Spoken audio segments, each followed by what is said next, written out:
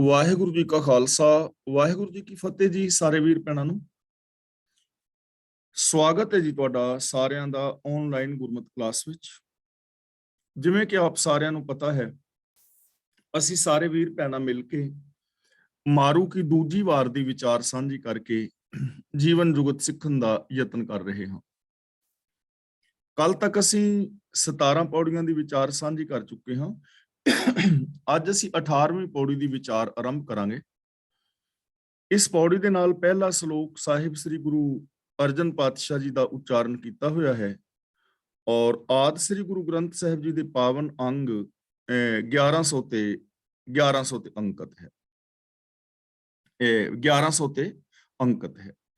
ਦੱਖਣੇ ਮਹਿਲਾ ਪੰਜਵਾਂ। ਡਿੱਠੀ ਹੱਬ ਢੰਢੋਲ ਹਿੱਕਸ ਬਾਜ ਨਾ ਕੋਏ, ਆਓ ਸੱਜਣ ਤੂੰ ਮੁਖ ਲੱਗ, ਮੇਰਾ ਤਨ ਮਨ ਠੰਡਾ ਹੋਏ। ਡਿੱਠੀ ਦਾ ਮਤਲਬ ਮੈਂ ਵੇਖੀ ਹੈ, ਹੱਬ ਦਾ ਮਤਲਬ ਸਾਰੀ ਸ੍ਰਿਸ਼ਟੀ, ਢੰਡੋਲ ਦਾ ਮਤਲਬ ਭਾਲ ਕੇ, ਢੂੰਡ ਕੇ, ਖੋਜ ਕੇ, ਪਰਖ ਕੇ। ਮੈਂ ਸਾਰੀ ਸ੍ਰਿਸ਼ਟੀ ਪਰਖ ਕੇ ਵੇਖ ਲਈ ਹੈ, ਢੂੰਡ ਕੇ ਵੇਖ ਲਿਆ ਹੈ। हे ਪ੍ਰਭੂ, ਤੇਰੇ ਤੋਂ ਬਿਨਾ ਕੋਈ ਵੀ ਮੈਨੂੰ ਆਤਮਿਕ ਸ਼ਾਂਤੀ ਦੇਣ ਵਾਲਾ ਨਹੀਂ ਹੈ। ਤੇਰੇ ਗੁਣਾਂ ਤੋਂ ਬਿਨਾ, ਤੇਰੀ ਰਜ਼ਾ ਵਿੱਚ ਤੁਰਨ ਤੋਂ ਬਿਨਾ ਕੋਈ ਵੀ ਪਦਾਰਥ ਆਤਮਿਕ ਜੀਵਨ ਮੈਨੂੰ ਦੇਣ ਵਾਲਾ ਨਹੀਂ ਹੈ। ਜਿਸ ਕਰਕੇ ਮੇਰੇ ਜੀਵਨ ਅੰਦਰ ਖੁਸ਼ੀ ਮਿਲੇ, ਆਤਮਿਕ ਖੇੜਾ ਪੈਦਾ ਹੋਵੇ, ਆਤਮਿਕ ਆਨੰਦ ਬਣੇ ਜਾਂ ਆਤਮਿਕ ਜੀਵਨ ਮਿਲੇ, ਉਹ ਨਹੀਂ ਮਿਲਿਆ। ਤੇ ਦੂਜੀ ਗੱਲ ਇਹ ਹੈ ਕਿ ਮੈਂ ਸਾਰੀ ਕਾਇਨਾਤ ਨੂੰ ਵੇਖ ਪਰਖ ਕੇ ਵੇਖ ਲਿਆ ਹੈ ਕਿ ਤੇਰੇ ਤੋਂ ਬਿਨਾ ਕੋਈ ਵੀ ਨਹੀਂ ਹੈ। ਇਸ ਸੰਸਾਰ ਦੇ ਅੰਦਰ ਤੂੰ ਹੀ ਚਾਰ ਚੁਫੇਰੇ ਸਮਾਇਆ ਹੋਇਆ ਹੈ, ਤੂੰ ਇੱਕ ਹੀ ਪਸਰਿਆ ਹੋਇਆ ਹੈ। ਤੁਧ ਬਿਨ ਦੂਜਾ ਨਾ ਹੀ ਕੋਈ, ਤੂੰ ਕਰਤਾਰ ਕਰੇ ਸੋ ਹੋਇ। ਜੋ ਦਿਸੈ ਸੋ ਤੇਰਾ ਰੂਪ, ਗੁਣ ਨਿਧਾਨ ਗੋਬਿੰਦ ਅਨੂਪ, ਸਾਰਿਆਂ ਦੇ ਵਿੱਚ ਤੂੰ ਸਮਾਇਆ ਹੋਇਆ ਹੈ। ਆਓ ਸੱਜਣ ਤੂੰ ਮੁਖ ਲੱਗ, ਮੇਰਾ ਤਨ ਮਨ ਠੰਡਾ ਹੋਏ। ਸੱਜਣ ਦਾ ਮਤਲਬ ਹੈ ਮਿੱਤਰ ਪ੍ਰਭੂ। ਮੁਖ ਲੱਗ ਦਾ ਮਤਲਬ ਮੇਰੇ ਮੂੰਹ ਲੱਗ, ਮੂੰਹ ਲੱਗਣ ਦਾ ਮਤਲਬ ਹੁੰਦਾ ਹੈ ਦਰਸ਼ਨ ਦੇ। ਤਨ ਮਨ ਠੰਡਾ ਹੋਏ ਦਾ ਮਤਲਬ ਮੇਰੇ ਤਨ ਵਿੱਚ ਵੀ ਔਰ ਮੇਰੇ ਤਨ ਦੇ ਅੰਦਰ ਵੀ ਔਰ ਮਨ ਵਿੱਚ ਵੀ ਠੰਡ ਪੈ ਜਾਏ, ਮੇਰੇ ਗਿਆਨ ਇੰਦਰੇ ਸ਼ਾਂਤ ਹੋ ਜਾਣ। ਇਹ ਪ੍ਰਭੂ ਤੂੰ ਮੈਨੂੰ ਆਪਣਾ ਦਰਸ਼ਨ ਦੇ, ਮੈਂ ਤੈਨੂੰ ਸਾਰਿਆਂ ਦੇ ਵਿੱਚ ਵੇਖਾਂ। ਤੂੰ ਸਮਾਇਆ ਸਾਰਿਆਂ ਵਿੱਚ ਹੀ ਹੋਇਆ, ਲੇਕਿਨ ਮੈਂ ਤੈਨੂੰ ਸਾਰਿਆਂ ਦੇ ਵਿੱਚ ਵੇਖ ਸਕਾਂ। ਦੇਖੋ, ਦੋ ਚੀਜ਼ਾਂ ਨੇ। ਪ੍ਰਭੂ ਸਾਰਿਆਂ ਵਿੱਚ ਸਮਾਇਆ ਹੋਇਆ ਹੈ, ਹਰ ਇੱਕ ਦੇ ਅੰਦਰ ਰੱਬ ਵਸਦਾ ਹੈ। ਸਭ ਮੈਂ ਜੋਤ ਜੋਤ ਐ ਸੋਏ। ਲੇਕਿਨ ਕੀ ਅਸੀਂ ਸਾਰਿਆਂ ਨੂੰ ਰੱਬ ਵਰਗੇ ਸਮਝਦੇ ਹਾਂ ਜਾਂ ਹਰ ਇੱਕ ਦੇ ਨਾਲ ਸਾਡਾ ਰੱਬ ਵਰਗਾ ਪਿਆਰ ਵਿਹਾਰ ਹੈ? ਇਹ ਇੱਕ ਵੱਖਰਾ ਟੌਪਿਕ ਹੈ। ਤਾਂ ਗੁਰੂ ਜੀ ਕਹਿੰਦੇ ਨੇ, ਆਓ ਸੱਜਣ ਤੂੰ ਮੁਖ ਲੱਗ, ਕਿ ਮੈਂ ਤੈਨੂੰ ਹਰ ਇੱਕ ਦੇ ਅੰਦਰ ਵੇਖ ਸਕਾਂ, ਅਨੁਭਵ ਕਰ ਸਕਾਂ ਔਰ ਹਰ ਇੱਕ ਦੇ ਅੰਦਰ ਤੈਨੂੰ ਵੇਖ ਕੇ ਹਰ ਇੱਕ ਦੇ ਨਾਲ ਇੱਕ ਜੈਸਾ ਬਿਹੇਵੀਅਰ ਕਰ ਸਕਾਂ। ਜਦੋਂ ਮੈਂ ਤੈਨੂੰ ਵੇਖਣਾ, ਜਦੋਂ ਮੈਂ ਸਾਰਿਆਂ ਨਾਲ ਤੇਰੇ ਵਰਗਾ ਬਿਹੇਵ ਕਰਦਾ, ਮੇਰਾ ਤਨ ਮਨ ਠੰਡਾ ਹੋਏ, ਉਦੋਂ ਮੇਰਾ ਤਨ ਵੀ ਔਰ ਮੇਰਾ ਮਨ ਵੀ ਠੰਡਾ ਹੋ ਜਾਂਦਾ ਹੈ। ਯਾਨੀ ਮੇਰੇ ਗਿਆਨ ਇੰਦਰੀ ਸ਼ਾਂਤ ਹੋ ਜਾਂਦੇ ਨੇ, ਇਹਨਾਂ ਦੇ ਵਿੱਚੋਂ ਵਿਕਾਰ ਖਤਮ ਹੋ ਜਾਂਦੇ ਨੇ ਜਦੋਂ ਮੈਂ ਤੇਰੇ ਨਾਲ ਮਿਲਦਾ ਹਾਂ। ਮਹਿਲਾ ਪੰਜਵਾਂ। ਆਸ਼ਕ ਆਸਾ ਬਾਹਰਾ, ਮੂੰਹ ਮਨ ਵੱਡੀ ਆਸ। ਆਸ਼ਕ ਦਾ ਮਤਲਬ ਹੈ ਪ੍ਰਭੂ ਚਰਨਾਂ ਦਾ ਪ੍ਰੇਮੀ, ਜਿਹਦੀ ਪ੍ਰਭੂ ਦੇ ਨਾਲ ਪ੍ਰੀਤ ਹੈ। ਆਸਾ ਬਾਹਰਾ ਦਾ ਮਤਲਬ ਉਹ ਦੁਨਿਆਵੀ ਪਦਾਰਥਾਂ ਦੀਆਂ ਆਸਾਂ ਤੋਂ ਬਾਹਰ ਹੁੰਦਾ ਹੈ, ਨਿਰਲੇਪ ਹੁੰਦਾ ਹੈ। ਜਿਹੜਾ ਰੱਬ ਦੇ ਨਾਲ ਪਿਆਰ ਕਰਨ ਵਾਲਾ ਹੈ ਨਾ, ਉਹਦੇ ਅੰਦਰ ਕੋਈ ਸਵਾਰਥ ਨਹੀਂ ਹੁੰਦਾ। ਔਰ ਯਾਦ ਰੱਖਣਾ, ਦੁਨੀਆ ਦੇ ਅੰਦਰ ਵੀ ਜੇ ਇੱਕ ਦੂਜੇ ਦੇ ਨਾਲ ਪਿਆਰ ਹੈ ਨਾ, ਤਾਂ ਜਿੱਥੇ ਪਿਆਰ ਹੈ ਉੱਥੇ ਲਾਲਚ ਆਦਿਕ ਨਹੀਂ ਹੁੰਦਾ। ਇਹਦੀ ਆਪਾਂ ਵਿਆਖਿਆ ਬਹੁਤ ਵਾਰ ਕਰ ਚੁੱਕੇ ਹਾਂ। ਫਰੀਦਾ ਜਾਂ ਲੱਭ ਤਾਂ ਨਹੀਂ ਕਿਆ, ਲੱਭ ਤਾਂ ਕੂੜਾ ਨਹੀਂ, ਕਿਚਰ ਝੱਤ ਲੰਘਾਈ ਹੈ, ਛੱਪਰ ਟੁੱਟੇ ਮਹਿ। ਪ੍ਰੇਮ ਦੀ ਪਰਿਭਾਸ਼ਾ ਵੀ ਇਹੀ ਹੈ, ਨਿਸਵਾਰਥ ਔਰ ਸ਼ੁਭ ਭਾਵਨਾਵਾਂ ਦੇ ਨਾਲ ਕਿਸੇ ਅੱਗੇ ਕੀਤੇ ਗਏ ਆਤਮ ਸਮਰਪਣ ਦਾ ਨਾਮ ਪ੍ਰੇਮ ਹੈ। ਤਾਂ ਜਿਹੜਾ ਰੱਬ ਦਾ ਪਿਆਰਾ ਹੈ, ਉਹਦੇ ਅੰਦਰ ਤੇ ਹੋਰ ਕੋਈ ਆਸਾਵਾਂ ਹੈ ਹੀ ਨਹੀਂ। ਉਹ ਤਾਂ ਰੱਬ ਦੇ ਅੱਗੇ ਸਮਰਪਿਤ ਹੈ, ਉਹ ਤਾਂ ਰੱਬੀ ਰਜ਼ਾ ਵਿੱਚ ਤੁਰਨਾ ਚਾਹੁੰਦਾ ਹੈ, ਰੱਬੀ ਗੁਣਾਂ ਵਿੱਚ ਲੀਨ ਹੋ ਜਾਣਾ ਚਾਹੁੰਦਾ। ਉਹਦੇ ਵਿੱਚ ਹੋਰ ਕੋਈ ਆਸ ਹੈ ਹੀ ਨਹੀਂ ਹੈ, ਆਸਾਵਾਂ ਤੋਂ, ਲਾਲਚ ਤੋਂ ਪਰੇ ਹੈ। ਮੂੰਹ ਮਨ ਵੱਡੀ ਆਸ, ਲੇਕਿਨ ਮੇਰੇ ਮਨ ਦੇ ਅੰਦਰ ਤੇ ਬਹੁਤ ਵੱਡੀਆਂ ਆਸਾਵਾਂ ਨੇ। ਮੈਂ ਵੱਡੀਆਂ ਵੱਡੀਆਂ ਆਸ਼ਾਵਾਂ ਦੇ ਨਾਲ ਭਰਿਆ ਹੋਇਆ ਹਾਂ। ਮੇਰੇ ਅੰਦਰ ਅਨੇਕਾਂ ਵਿਕਾਰ ਨੇ, ਅਨੇਕਾਂ ਪਾਪ ਨੇ, ਅਨੇਕਾਂ ਲਾਲਸਾਵਾਂ ਨੇ, ਤ੍ਰਿਸ਼ਨਾਵਾਂ ਨੇ, ਤਾਂ ਮੈਂ ਰੱਬ ਦਾ ਪ੍ਰੇਮੀ ਕਿਵੇਂ ਹੋ ਸਕਦਾ? ਪ੍ਰੇਮੀ ਜੋ ਹੈ ਰੱਬ ਦਾ, ਉਹਦੇ ਅੰਦਰ ਕੋਈ ਆਸ ਨਹੀਂ, ਉਹ ਇਹਨਾਂ ਆਸਾਵਾਂ ਤੋਂ ਬਾਹਰ ਹੈ, ਤੇ ਮੈਂ ਆਸ਼ਾਵਾਂ ਦੇ ਨਾਲ ਭਰਿਆ ਹੋਇਆ ਹਾਂ। ਆਸ ਨਿਰਾਸ਼ਾ ਹਿਕ ਤੂੰ, ਹੋਂ ਬਲ ਬਲ ਬਲ ਗਈ ਆਸ। ਆਸ ਨਿਰਾਸ਼ਾ ਦਾ ਮਤਲਬ ਦੁਨਿਆਵੀ ਆਸਾਵਾਂ ਤੋਂ ਉਪਰਾਮ ਕਰਨ ਵਾਲਾ। ਇੱਕ ਤੂੰ ਦਾ ਮਤਲਬ ਇੱਕ ਤੂੰ ਹੀ ਹੈ ਕਿ हे ਪ੍ਰਭੂ, ਸਿਰਫ ਤੂੰ ਹੀ ਹੈ ਜੋ ਮੈਨੂੰ ਦੁਨਿਆਵੀ ਆਸਾਵਾਂ ਤੋਂ ਉਪਰਾਮ ਕਰ ਸਕਦਾ ਹੈ, ਦੁਨਿਆਵੀ ਵਿਸ਼ੇ ਵਿਕਾਰਾਂ ਤੋਂ ਬਚਾ ਸਕਦਾ ਹੈ। ਹੋਂ ਬਲ ਬਲ ਬਲ ਗਈ ਆਸ ਦਾ ਮਤਲਬ ਮੈਂ ਤੇਰੇ ਤੋਂ ਬਲਿਹਾਰ ਜਾਂਦਾ ਹਾਂ, ਕੁਰਬਾਨ ਜਾਂਦਾ ਹਾਂ, ਵਾਰ ਨੇ ਸਦਕੇ ਜਾਂਦਾ ਹਾਂ। ਸਿਰਫ ਇੱਕ ਤੂੰ ਹੀ ਮੈਨੂੰ ਇਹਨਾਂ ਵਿਕਾਰਾਂ ਤੋਂ ਬਚਾ ਸਕਦਾ ਹੈ। ਮਤਲਬ ਕਿ ਜੇ ਸਾਡੀ ਜ਼ਿੰਦਗੀ ਅੰਦਰ ਵਿਸ਼ੇ ਵਿਕਾਰ ਆਦਿਕ ਨੇ, ਆਸਾਵਾਂ ਔਰ ਤ੍ਰਿਸ਼ਨਾਵਾਂ ਨੇ, ਤਾਂ ਉਹਨਾਂ ਤੋਂ ਸਿਰਫ ਰੱਬੀ ਗੁਣਾਂ ਦੇ ਧਾਰਨੀ ਹੋ ਕੇ ਹੀ ਬਚਿਆ ਜਾ ਸਕਦਾ ਹੈ। ਜੇ ਰੱਬੀ ਸ਼ਰਨ ਵਿੱਚ ਕੋਈ ਆ ਜਾਏ ਤਾਂ ਰੱਬੀ ਗੁਣ ਹੀ ਬਚਾ ਸਕਦੇ ਨੇ, ਹੋਰ ਕੋਈ ਜੰਤਰ ਮੰਤਰ ਤਾਂ ਸਾਨੂੰ ਬਚਾ ਨਹੀਂ ਸਕਦਾ। ਇਸ ਲਈ ਪ੍ਰਭੂ, ਮੈਂ ਤੇਰੇ ਤੋਂ ਹੀ ਕੁਰਬਾਨ ਜਾਂਦਾ ਹਾਂ, ਤੂੰ ਹੀ ਮੈਨੂੰ ਇਹਨਾਂ ਆਸਾਵਾਂ ਤੋਂ, ਵਿਕਾਰਾਂ ਤੋਂ ਬਚਾਉਣ ਜੋਗਾ ਹੈ। ਮਹਿਲਾ ਪੰਜਵਾਂ। ਵਿਛੋੜਾ ਸੁਣੇ ਦੁੱਖ, ਵਿਣ ਡਿੱਠੇ ਮਰਿਓਦ। ਹੁਣ ਉਸ ਦੀ ਗੱਲ ਕਰਦੇ ਨੇ ਜਿਸ ਦੀ ਪ੍ਰਭੂ ਦੇ ਨਾਲ ਪ੍ਰੀਤ ਹੈ। ਸੁਣੇ ਦਾ ਮਤਲਬ ਸੁਣ ਕੇ, ਮਰਿਓਦ ਦਾ ਮਤਲਬ ਮੌਤ ਹੋ ਜਾਂਦੀ ਹੈ, ਆਤਮਿਕ ਮੌਤ ਹੋ ਜਾਂਦੀ ਹੈ। ਦੁੱਖ ਦਾ ਮਤਲਬ ਦੁੱਖ। ਵਿਛੋੜਾ ਸੁਣੇ ਦੁੱਖ, ਜਿਹੜਾ ਪ੍ਰਭੂ ਚਰਨਾਂ ਦਾ ਅਸਲ ਪ੍ਰੇਮੀ ਹੈ ਨਾ, ਜਿਸ ਦੇ ਅੰਦਰ ਪ੍ਰਭੂ ਦੀ ਸੱਚੀ ਪ੍ਰੀਤ ਹੈ, ਜੇ ਕਿਤੇ ਉਹਦੇ ਅੰਦਰ ਐਸਾ ਵਿਚਾਰ ਵੀ ਆ ਜਾਏ ਨਾ ਕਿ ਮੈਂ ਰੱਬ ਦੇ ਨਾਲੋਂ ਵਿਛੁੜਨਾ ਹੈ ਜਾਂ ਵਿਛੁੜ ਜਾਵਾਂਗਾ ਜਾਂ ਬਾਈ ਦੀ ਵੇ ਵਿਛੁੜ ਗਿਆ, ਜੇ ਕਿਤੇ ਇਹੋ ਜਿਹੀ ਕਨਸੋ ਵੀ ਸੁਣ ਲਵੇ, ਉਹਦੇ ਅੰਦਰ ਐਸਾ ਖਿਆਲ ਵੀ ਪੈਦਾ ਹੋ ਜਾਏ, ਤੇ ਉਹ ਦੁਖੀ ਹੋ ਜਾਂਦਾ, ਉਹ ਦੁਖੀ ਹੋ ਜਾਂਦਾ ਹੈ। ਵਿਛੋੜੇ ਦਾ ਨਾਮ ਸੁਣ ਕੇ, ਗੁਣਾਂ ਨਾਲੋਂ ਵਿਛੜਨ ਦਾ ਨਾਮ ਸੁਣ ਕੇ, ਰੱਬੀ ਰਜਾ ਤੋਂ ਦੂਰ ਜਾਣ ਦਾ ਨਾਮ ਸੁਣ ਕੇ, ਹਾਲਾਂਕਿ ਗਿਆ ਨਹੀਂ, ਹਾਲਾਂਕਿ ਗੁਣਾਂ ਨਾਲੋਂ ਟੁੱਟਿਆ ਨਹੀਂ, ਹਾਲਾਂਕਿ ਪ੍ਰਭੂ ਨਾਲੋਂ ਵਿਛੋੜਾ ਹੋਇਆ ਨਹੀਂ, ਸਿਰਫ ਇਹ ਚੀਜ਼ ਸੁਣ ਕੇ ਵੀ ਜੇ ਤੇਰਾ ਵਿਛੋੜਾ ਹੋ ਗਿਆ, ਫਿਰ ਇਹਨੇ ਨਾਲ ਹੀ ਬੜਾ ਦੁਖੀ ਹੋ ਜਾਂਦਾ, ਉਹ ਦੁੱਖ ਮਹਿਸੂਸ ਕਰਦਾ ਹੈ। ਵਿਣ ਡਿੱਠੇ ਮਰਿਓਦ, ਮਰਿਓਦ ਦਾ ਮਤਲਬ ਆਤਮਿਕ ਮੌਤ ਹੋ ਜਾਂਦੀ ਹੈ। ਤੇ ਜਦੋਂ ਪ੍ਰਭੂ ਦਾ ਪ੍ਰੇਮੀ ਕਿਤੇ ਰੱਬ ਨੂੰ ਨਹੀਂ ਵੇਖਦਾ, ਫਿਰ ਉਹਦੀ ਤਾਂ ਆਤਮਿਕ ਮੌਤ ਹੀ ਹੋ ਜਾਂਦੀ ਹੈ। ਸੱਚਾ ਪ੍ਰੇਮੀ ਉਹ ਹੈ ਕਿ ਵਿਛੋੜੇ ਕਰਕੇ ਆਤਮਿਕ ਮੌਤ ਮਹਿਸੂਸ ਕਰਦਾ ਹੈ ਕਿ ਮੈਂ ਆਤਮਿਕ ਮੌਤ ਤੇ ਮਰ ਗਿਆ ਹਾਂ। ਜਿਵੇਂ ਪਾਵਨ ਬਾਣੀ ਵਿੱਚ ਅਸੀਂ ਹੋਰ ਥਾਵਾਂ ਤੇ ਵੀ ਵਿਚਾਰਿਆ ਹੈ, ਆਖਾਂ ਜੀਵਾਂ ਵਿਸਰੈ ਮਰ ਜਾਉ, ਜਾਂ ਮਰਣੰ ਬਿਸਰਣੰ ਗੋਬਿੰਦ ਹੈ, ਜੀਵਨੰ ਹਰ ਨਾਮ ਧਿਆਵਣੈ। ਔਰ ਇਹ ਗੱਲ ਚੇਤੇ ਰੱਖਣ ਵਾਲੀ ਹੈ, ਜਦੋਂ ਬੰਦੇ ਦੇ ਅੰਦਰੋਂ ਗੁਣ ਨਿਕਲ ਜਾਣ, ਜਦੋਂ ਬੰਦੇ ਦੀ ਸੁਰਤ ਗੁਣਾਂ ਦੀ ਬਜਾਏ ਔਗੁਣਾਂ ਦੇ ਨਾਲ ਜੁੜ ਜਾਏ, ਉਦੋਂ ਅੰਦਰੋਂ ਇਨਸਾਨੀਅਤ ਮਰ ਜਾਂਦੀ ਹੈ। ਇਹ ਅਸਲੀ ਮੌਤ ਹੈ, ਆਤਮਿਕ ਮੌਤ। ਤਾਂ ਗੁਰੂ ਜੀ ਕਹਿੰਦੇ ਨੇ, ਰੱਬ ਦਾ ਜੋ ਪਿਆਰਾ ਹੈ, ਉਹ ਤਾਂ ਵਿਛੋੜੇ ਦਾ ਨਾਮ ਸੁਣ ਕੇ ਹੀ ਦੁੱਖ ਮਹਿਸੂਸ ਕਰਦਾ ਹੈ, ਤੇ ਜੇ ਉਹ ਰੱਬ ਨਾਲੋਂ ਕਿਤੇ ਵਿਛੜੇ ਤਾਂ ਉਹਨੂੰ ਆਤਮਿਕ ਮੌਤ ਮਹਿਸੂਸ ਹੁੰਦੀ ਹੈ। ਬਾਝ ਪਿਆਰੇ ਆਪਣੇ, ਬਿਰਹੀ ਨਾ ਤੀਰੋਦ। ਬਿਰਹੀ ਦਾ ਮਤਲਬ ਜੋ ਸੱਚਾ ਆਸ਼ਿਕ ਹੈ, ਜੋ ਸੱਚਾ ਪ੍ਰੇਮੀ ਹੈ। ਨਾ ਤੀਰੋਦ ਦਾ ਮਤਲਬ ਧੀਰਜ ਨਹੀਂ ਕਰਦਾ, ਉਹਦਾ ਮਨ ਟਿਕਦਾ ਨਹੀਂ, ਉਹਦੇ ਮਨ ਨੂੰ ਧੀਰਜ ਨਹੀਂ ਆਉਂਦਾ। ਆਪਣੇ ਪਿਆਰੇ ਤੋਂ ਵਿਛੁੜ ਕੇ ਪ੍ਰੇਮੀ ਦਾ ਮਨ ਇੱਕ ਪਲ ਵਾਸਤੇ ਵੀ ਖਲੋਂਦਾ ਨਹੀਂ, ਪ੍ਰੇਮੀ ਦਾ ਮਨ ਇੱਕ ਪਲ ਵਾਸਤੇ ਵੀ ਧੀਰਜ ਵਿੱਚ ਨਹੀਂ ਹੁੰਦਾ, ਉਹ ਬੇਹਬਲ ਹੋ ਜਾਂਦਾ ਹੈ, ਉਹ ਪਰੇਸ਼ਾਨ ਹੋ ਜਾਂਦਾ ਹੈ। ਰੱਬ ਦਾ ਪਿਆਰਾ ਰੱਬੀ ਗੁਣਾਂ ਦੇ ਨਾਲ ਜੁੜ ਕੇ, ਰੱਬੀ ਰਜਾ ਦੇ ਨਾਲ ਜੁੜ ਕੇ ਹੀ ਆਤਮਿਕ ਜ਼ਿੰਦਗੀ ਮਹਿਸੂਸ ਕਰਦਾ ਹੈ, ਆਤਮਿਕ ਖੁਸ਼ੀ ਮਹਿਸੂਸ ਕਰਦਾ ਹੈ, ਆਨੰਦ ਮਾਣਦਾ ਹੈ। ਪਰ ਜੇ ਕਿਤੇ ਉਹਦਾ ਵਿਛੋੜਾ ਹੋ ਜਾਏ ਤਾਂ ਆਪਣੇ ਪਿਆਰੇ ਤੋਂ ਬਿਨਾਂ ਇੱਕ ਪਲ ਵਾਸਤੇ ਵੀ ਉਹ ਜੀ ਨਹੀਂ ਸਕਦਾ, ਜਿਵੇਂ ਮੱਛੀ ਪਾਣੀ ਤੋਂ ਬਿਨਾਂ। ਪੌੜੀ। ਤਟ ਤੀਰਥ ਦੇਵ ਦੇਵਾਲਿਆ, ਕੇਦਾਰ ਮਥੁਰਾ ਕਾਸ਼ੀ।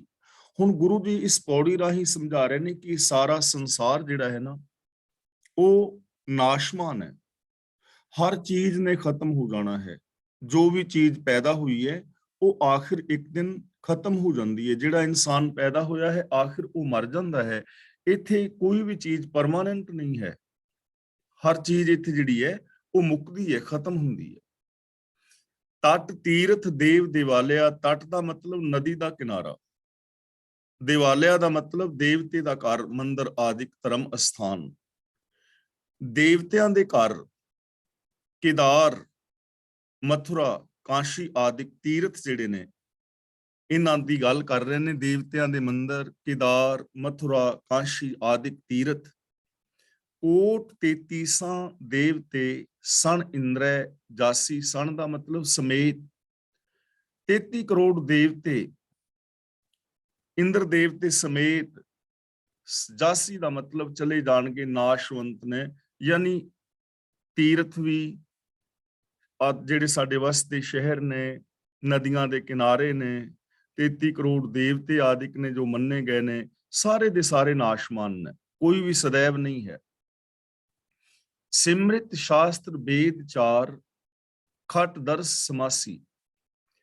ਹੁਣ 4 ਵੇਦ, ਸਿਮਰਤੀਆਂ, ਸ਼ਾਸਤਰ, ਇਹਨਾਂ ਪੁਸਤਕਾਂ ਦੇ ਪੜ੍ਹਨ ਵਾਲੇ 6 ਭੇਖਾਂ ਦੇ ਸਾਧੂ ਇਹ ਵੀ ਚਲੇ ਜਾਣਗੇ। ਖਟ ਦਰਸ ਦਾ ਮਤਲਬ 6 ਭੇਖਾਂ ਦੇ ਜੋ ਸਾਧੂ ਨੇ ਉਹ ਵੀ ਚਲੇ ਜਾਣਗੇ। ਵੇਦਾਂ, ਸ਼ਾਸਤਰਾਂ, ਸਿਮਰਤੀਆਂ ਨੂੰ ਪੜ੍ਹਨ ਵਾਲੇ, ਭੇਖਾਂ ਨੂੰ ਮੰਨਣ ਵਾਲੇ, ਆਖਿਰ ਸਾਰੇ ਚਲੇ ਜਾਣਗੇ ਦਾ ਮਤਲਬ ਸਰੀਰਕ ਤੌਰ ਤੇ ਉਹਨਾਂ ਦੀ ਮੌਤ ਹੋ ਜਾਏਗੀ। ਪੋਥੀ, ਪੰਡਿਤ, ਗੀਤ, ਕਵਿਤ, ਕਵਤੇ, ਪੀਜਾਸੀ। ਕਵਤੇ ਦਾ ਮਤਲਬ ਕਵੀ, ਪੁਸਤਕਾਂ ਦੇ ਵਿਦਵਾਨ, ਗੀਤਾਂ ਕਵਿਤਾਂ ਦੇ ਲਿਖਣ ਵਾਲੇ ਕਵੀ, ਸਭ। ਜਾਸੀ ਦਾ ਮਤਲਬ ਸਾਰੇ ਚਲੇ ਜਾਣਗੇ, ਕੂਚ ਕਰ ਜਾਣਗੇ, ਨਾਸ਼ਮਾਨ ਨੇ, ਸਦਾ ਰਹਿਣ ਵਾਲਾ ਕੋਈ ਨਹੀਂ। ਜਤੀ, ਸਤੀ, ਸੰਨਿਆਸੀਆਂ ਸਭ ਕਾਲੇ ਵਾਸੀ। ਕਾਲੇ ਵਾਸੀ ਦਾ ਮਤਲਬ ਕਾਲ ਦੇ ਵਸ ਵਿੱਚ ਨੇ, ਮੌਤ ਦੇ ਅਧੀਨ ਨੇ। ਚਾਹੇ ਕੋਈ ਜਤੀ ਹੈ ਜਾਂ ਕੋਈ ਸਤੀ ਹੈ ਜਾਂ ਸੰਨਿਆਸੀ ਹੈ, ਇਹ ਸਾਰੇ ਦੇ ਸਾਰੇ ਮੌਤ ਦੇ ਅਧੀਨ ਨੇ। ਭਾਵ ਸਰੀਰਕ ਤੌਰ ਤੇ ਇਹਨਾਂ ਚੋਂ ਕੋਈ ਵੀ ਨਹੀਂ ਬਚੇਗਾ। ਸਰੀਰਕ ਤੌਰ ਤੇ ਹਰ ਇਨਸਾਨ ਇਸ ਦੁਨੀਆ ਤੋਂ ਚਲਾ ਜਾਂਦਾ ਹੈ। ਮੁਨ, ਜੋਗੀ, ਦਿਗੰਬਰਾਂ ਜਮੈ ਸਣ ਜਾਸੀ। ਦਿਗੰਬਰ ਜਿਹੜਾ ਹੈ 2 ਸ਼ਬਦਾਂ ਤੋਂ ਬਣਿਆ ਹੈ, ਦਿਗ ਪਲੱਸ ਅੰਬਰ। ਅੰਬਰ ਦਾ ਮਤਲਬ ਕੱਪੜਾ, ਦਿਗ ਦਾ ਮਤਲਬ ਦਿਸ਼ਾ, ਯਾਨੀ ਦਿਸ਼ਾਵਾਂ ਹੀ ਜਿਸ ਦੇ ਕੱਪੜੇ ਨੇ, ਯਾਨੀ ਨਾਂਗੇ ਸਾਧੂ। ਮੁਨੀ ਸਮਾਧੀਆਂ ਲਾਉਣ ਵਾਲੇ ਲੋਕ, ਜੋਗੀ, ਨਾਂਗੇ, ਜਮੈ ਸਣ ਜਾਸੀ। ਜਮੈ ਦਾ ਮਤਲਬ ਇੱਥੇ ਮੌਤ, ਸਣ ਦਾ ਮਤਲਬ ਨਾਲ, ਇਹ ਵੀ ਮੌਤ ਦੇ ਨਾਲ ਜਾਣਗੇ। ਭਾਵ ਕਿ ਆਖਿਰ ਇਹਨਾਂ ਦਾ ਵੀ ਅੰਤ ਹੋਏਗਾ। ਜੋ ਦੀਸੈ ਸੋ ਵਿਣਸਣਾ, ਸਭ ਬਿਨਸ ਬਿਨਾਸੀ। ਵਿਣਸਣਾ ਦਾ ਮਤਲਬ ਨਾਸ਼ਵੰਤ। ਮੁੱਕਦੀ ਗੱਲ ਇਹ ਹੈ ਕਿ ਜਗਤ ਵਿੱਚ ਜੋ ਕੁਝ ਦਿਸ ਰਿਹਾ ਹੈ ਉਹ ਨਾਸ਼ਵੰਤ ਹੈ। ਇੱਕ ਦਿਨ ਉਸਨੇ ਨਾਸ਼ ਜ਼ਰੂਰ ਹੋ ਜਾਣਾ। ਭਾਵੇਂ ਕੋਈ ਅਮੀਰ ਹੈ, ਗਰੀਬ ਹੈ, ਧਰਮੀ ਹੈ, ਅਧਰਮੀ ਹੈ, ਕੋਈ ਵੀ ਹੈ, ਦੇਵੀ ਹੈ, ਦੇਵਤਾ ਹੈ, ਆਖਿਰ ਸਾਰੇ ਹੀ ਇਸ ਸੰਸਾਰ ਤੋਂ ਚਲੇ ਜਾਂਦੇ ਨੇ। ਮੀਨਸ ਕਿ ਸਾਰਿਆਂ ਦੀ ਸਰੀਰਕ ਮੌਤ ਹੋ ਜਾਂਦੀ ਹੈ।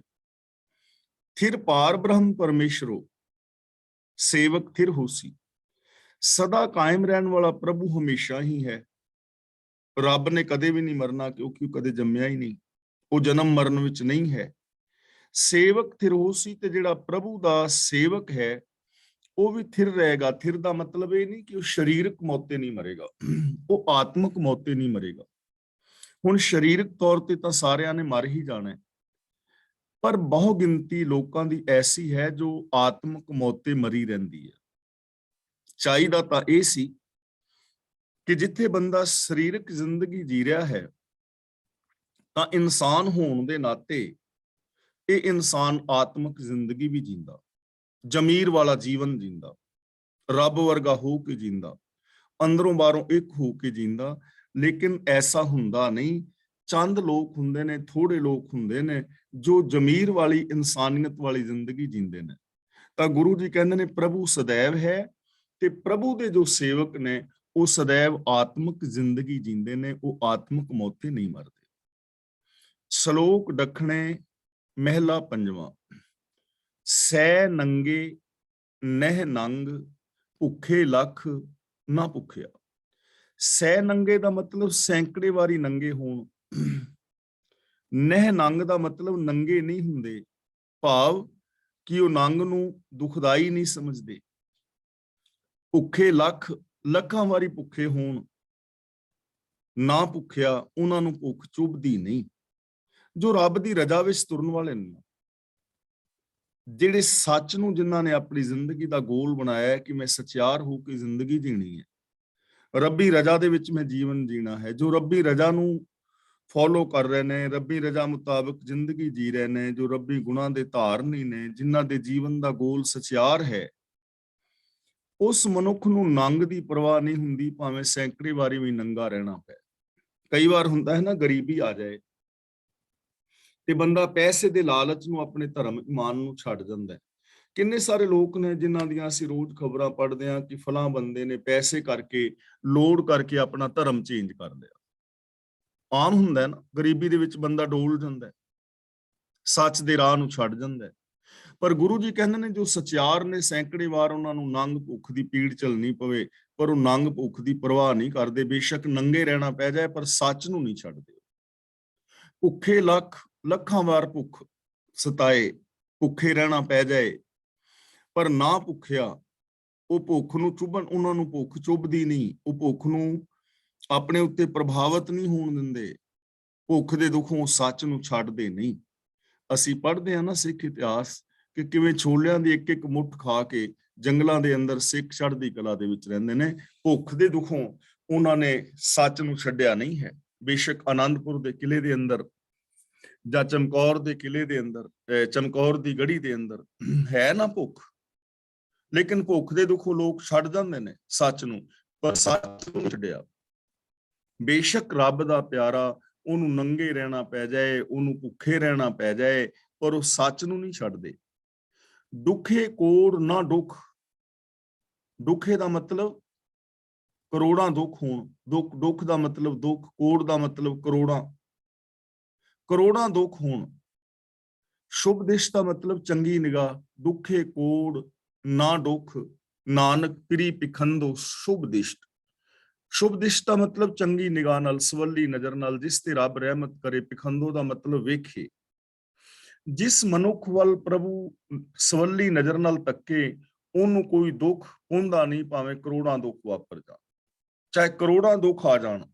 ਇਹ ਨਹੀਂ ਕਿ ਦੁੱਖ ਆਉਂਦੇ ਨਹੀਂ, ਦੁੱਖ ਆਉਂਦੇ ਨੇ, ਲੇਕਿਨ ਕਰੋੜਾਂ ਦੁੱਖ ਵੀ ਉਹਨੂੰ ਡੁਲਾ ਨਹੀਂ ਸਕਦੇ। ਹੁਣ ਭਾਈ ਮਤੀ ਦਾਸ ਆਰੇ ਦੇ ਨਾਲ ਚਿਰਨਾ, ਇਸ ਤੋਂ ਵੱਡਾ ਦੁੱਖ ਕੀ ਹੋ ਸਕਦਾ ਹੈ? ਪਰ ਕੀ ਉਹ ਦੁੱਖ ਡੁਲਾ ਸਕਿਆ? ਆਪਣੇ ਬੱਚੇ ਦਾ ਕਲੇਜਾ ਆਪਣੇ ਮੂੰਹ ਦੇ ਵਿੱਚ ਪਾਣਾ ਕੋਈ ਸੌਖੀ ਗੱਲ ਹੈ, ਲੇਕਿਨ ਕੀ ਉਹ ਦੁੱਖ ਬਾਬਾ ਬੰਦਾ ਬਹਾਦਰ ਨੂੰ ਡੁਲਾ ਸਕਿਆ? ਨਹੀਂ ਡੁਲਾ ਸਕਿਆ।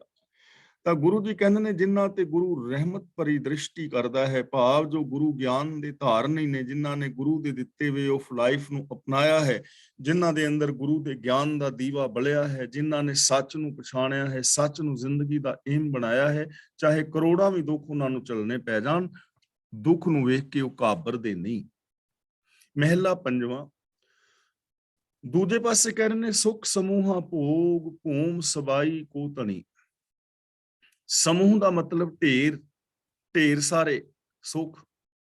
ਭੂਮ ਦਾ ਮਤਲਬ ਧਰਤੀ, ਸਬਾਈ ਦਾ ਮਤਲਬ ਸਾਰੀ, ਧਣੀ ਦਾ ਮਤਲਬ ਮਾਲਕ। ਸੁਖ ਸਮੂਹਾ ਭੋਗ, ਭੂਮ ਸਬਾਈ ਕੋ ਧਣੀ। ਜੇ ਕਿਸੇ ਮਨੁੱਖ ਨੂੰ ਸਾਰੇ ਸੁਖ ਮਾਣਨ ਨੂੰ ਮਿਲੇ ਹੋਣ, ਔਰ ਜੇ ਸਾਰੀ ਧਰਤੀ ਦਾ ਮਾਲਕ ਵੀ ਹੋਵੇ, ਸਾਰੀ ਧਰਤੀ ਦਾ ਬਾਦਸ਼ਾਹ ਬਣ ਜਾਏ। ਨਾਨਕ ਹੱਭੋ ਰੋਗ, ਮਿਰਤਕ ਨਾਮ ਵਿਹੂਣਿਆ। ਮਿਰਤਕ ਦਾ ਮਤਲਬ ਮੁਰਦਾ, ਹੱਬੋ ਦਾ ਮਤਲਬ ਸਾਰੇ।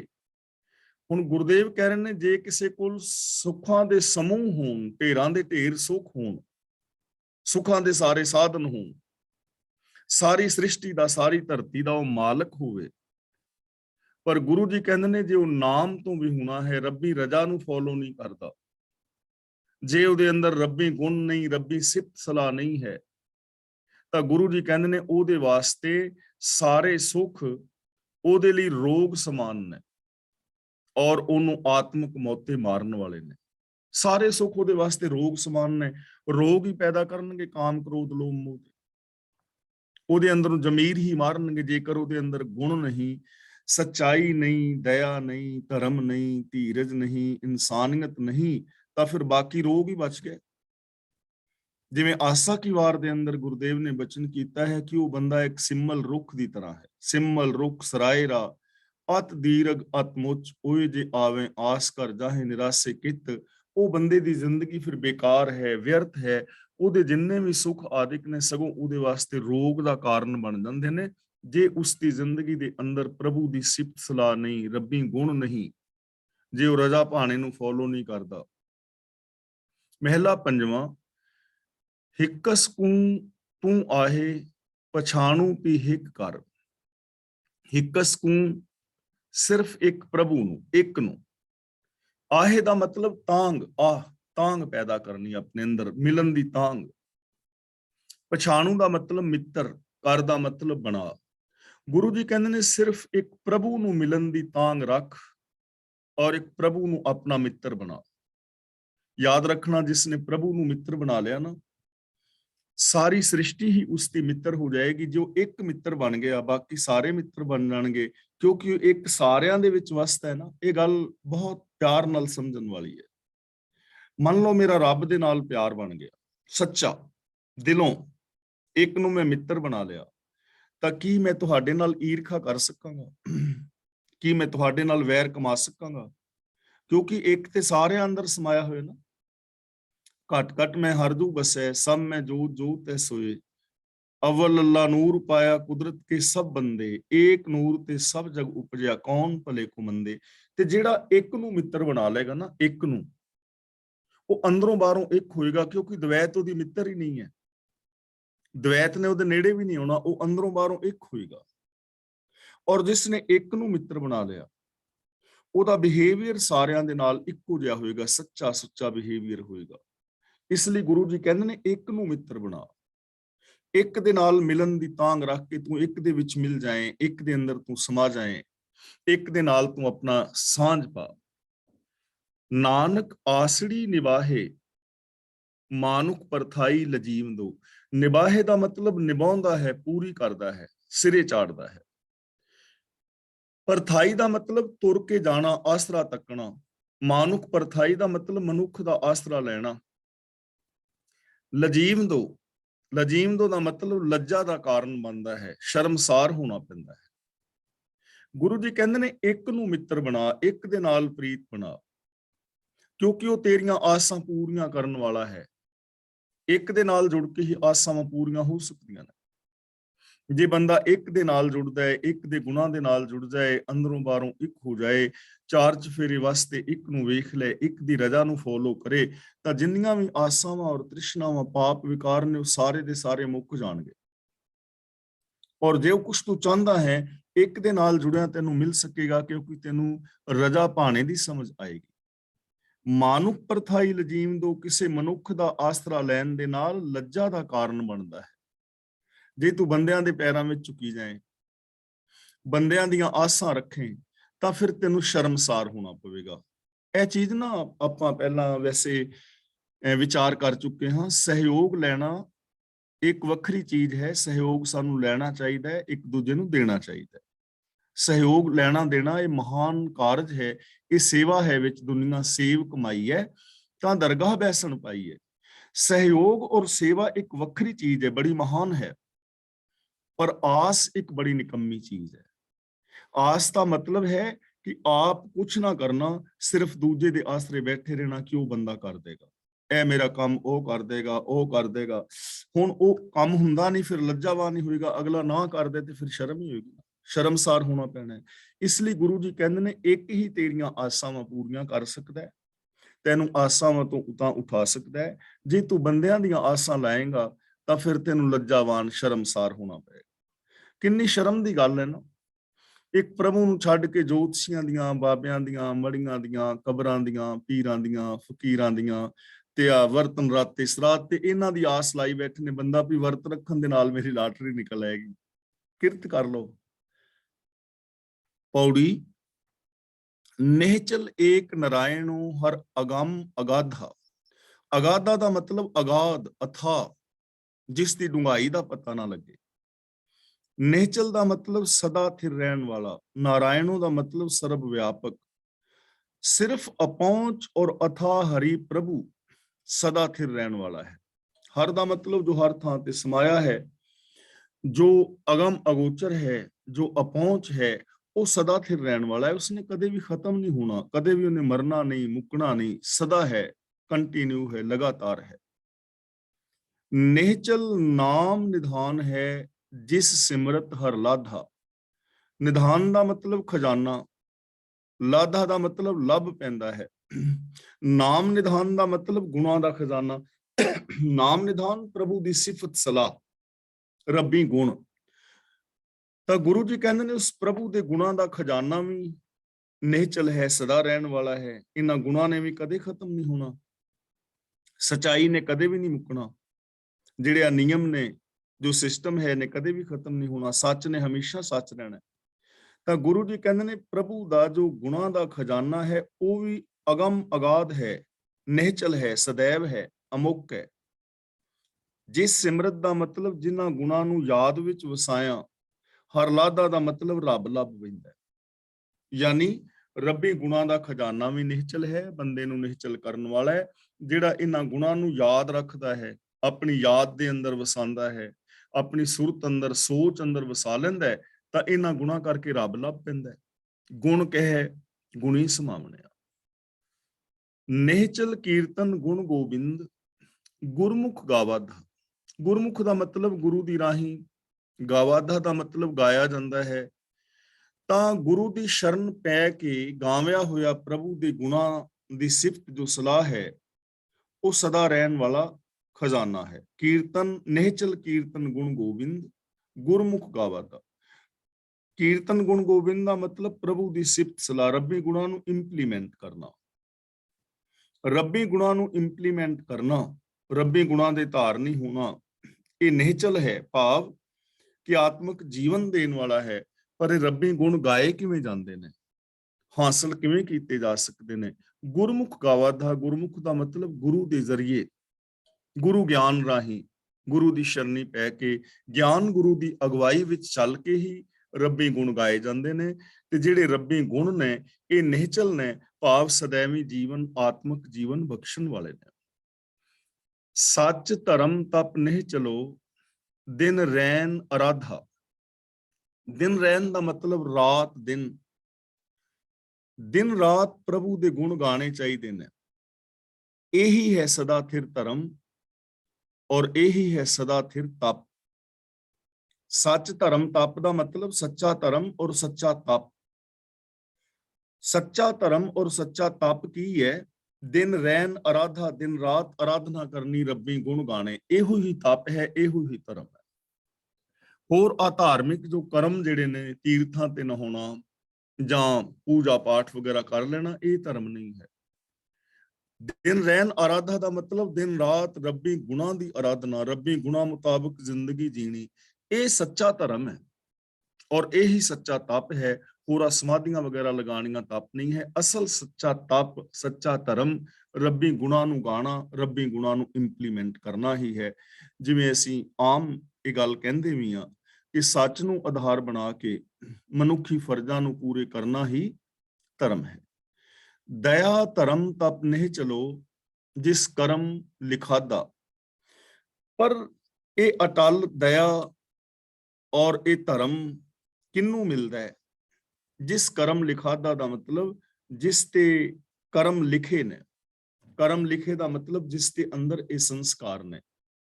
ਪਰ ਇਹ ਅਟਲ ਤਪ, ਦਇਆ ਤੇ ਧਰਮ ਜਿਹੜਾ ਦੱਸਿਆ ਹੈ, ਮਿਲਦਾ ਕਿਹਨੂੰ ਹੈ?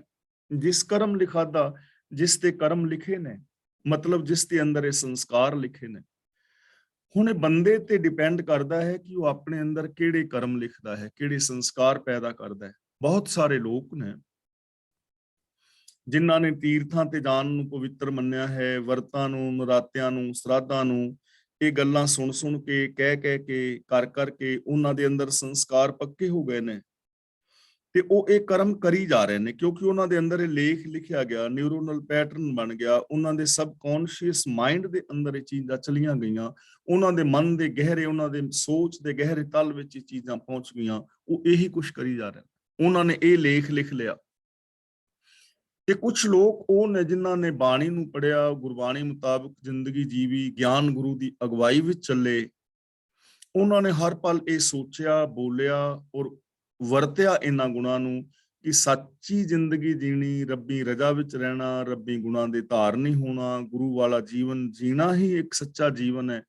ਉਹਨਾਂ ਨੇ ਬਾਰ-ਬਾਰ ਇਹ ਗੱਲਾਂ ਸੋਚੀਆਂ, ਉਹਨਾਂ ਦੇ ਅੰਦਰ ਇਹ ਸੰਸਕਾਰ ਪੱਕੇ ਹੋ ਗਏ, ਨਿਊਰੋਨਲ ਪੈਟਰਨ ਐਸੇ ਬਣ ਗਏ, ਸੁਭਾਅ ਬਣ ਗਏ ਤੇ ਉਹਨਾਂ ਨੂੰ ਇਹ ਦਾਤ ਮਿਲ ਗਈ। ਹੁਣ ਲੇਖ ਅਸੀਂ ਆਪ ਲਿਖ ਰਹੇ ਹਾਂ, ਲਿਖੇ ਰੱਬੀ ਸਿਸਟਮ ਵਿੱਚ ਜਾ ਰਹੇ ਨੇ, ਲੇਖ ਅਸੀਂ ਆਪ ਰਹੇ। ਤਾਂ ਗੁਰੂ ਜੀ ਕਹਿੰਦੇ ਨੇ ਇਹ ਦਇਆ ਧਰਮ ਤਪ ਜੋ ਨਿਹਚਲ ਹੈ, ਜੋ ਐਸਾ ਤਪ ਹੈ ਅਟਲ ਰੱਬੀ ਰਜਾ ਵਿੱਚ ਤੁਰਨਾ, ਇਹ ਉਸੇ ਨੂੰ ਮਿਲਿਆ ਜਿਸ ਨੇ ਆਪਣੇ ਅੰਦਰ ਐਸੇ ਸੰਸਕਾਰ ਪੈਦਾ ਕੀਤੇ। ਨਿਹਚਲ ਮਸਤਕ ਲੇਖ ਲਿਖਿਆ ਸੋ ਟਲੈ ਨਾ ਟਲਾਤਾ। ਗੁਰੂ ਜੀ ਕਹਿੰਦੇ ਨੇ ਮੱਥੇ ਉੱਤੇ ਲਿਖਿਆ ਹੋਇਆ ਇਹ ਲੇਖ ਕਿਸੇ ਦੇ ਟਾਲਿਆਂ ਟਲਦਾ ਨਹੀਂ। ਹੁਣ ਜੈਸਾ ਤੁਸੀਂ ਸੁਭਾਅ ਬਣਾ ਲੋਗੇ ਵੈਸਾ ਬਣ ਜਾਏਗਾ। ਰੱਬੀ ਜੋ ਹੁਕਮ ਹੈ ਇਹਨੂੰ ਅਸੀਂ ਟਾਲ ਨਹੀਂ ਸਕਦੇ। ਇਹ ਚੀਜ਼ ਸਮਝਣ ਵਾਲੀ ਹੈ ਕਿ ਜੇ ਅਸੀਂ ਹਰ ਪਲ ਨੈਗੇਟਿਵ ਸੋਚ ਰਹੇ ਹਾਂ ਤਾਂ ਇਹ ਰੱਬੀ ਸਿਸਟਮ ਹੈ, ਇਹਨੂੰ ਅਸੀਂ ਟਾਲ ਨਹੀਂ ਸਕਦੇ। ਸਾਡੇ ਅੰਦਰ ਨੈਗੇਟਿਵ ਥਿੰਕਿੰਗ ਪੈਦਾ ਹੋ ਜਾਏਗੀ, ਇਹਨੂੰ ਅਸੀਂ ਟਾਲ ਨਹੀਂ ਸਕਦੇ ਕਿਉਂਕਿ ਸਿਸਟਮ ਹੈ। ਜੋ ਅਸੀਂ ਸੋਚ ਰਹੇ ਹਾਂ ਬਾਰ-ਬਾਰ, ਜੋ ਅਸੀਂ ਬੋਲ ਰਹੇ ਹਾਂ, ਜੋ ਅਸੀਂ ਕਰ ਰਹੇ ਹਾਂ, ਉਹ ਸਾਡੇ ਸੁਭਾਅ ਦੇ ਅੰਦਰ ਪੱਕਾ ਹੋ ਹੀ ਜਾਣਾ। ਇਸ ਹੁਕਮ ਨੂੰ, ਇਸ ਸਿਸਟਮ ਨੂੰ ਅਸੀਂ ਖਤਮ ਨਹੀਂ ਕਰ ਸਕਦੇ। ਇਸੇ ਤਰ੍ਹਾਂ ਜੇ ਅਸੀਂ ਸੱਚੇ ਦਇਆ ਵਾਲੇ ਪਿਆਰ ਵਾਲੇ ਵਿਚਾਰ ਸੋਚਦੇ ਹਾਂ, ਚੰਗਾ ਸੋਚਦੇ ਹਾਂ, ਚੰਗਾ ਜੀਂਦੇ ਹਾਂ, ਤਾਂ ਸਾਡੇ ਅੰਦਰ ਇਹ ਸੰਸਕਾਰ ਪੈਦਾ ਹੋਈ ਜਾਣੇ ਨੇ। ਅਸੀਂ ਇਹਨੂੰ ਟਾਲ ਨਹੀਂ ਸਕਦੇ। ਰੱਬੀ ਹੁਕਮ ਹੈ ਨਾ, ਸਿਸਟਮ ਹੈ ਨਾ, ਇਸ ਸਿਸਟਮ ਨੂੰ ਖਤਮ ਨਹੀਂ ਕੀਤਾ ਜਾ ਸਕਦਾ।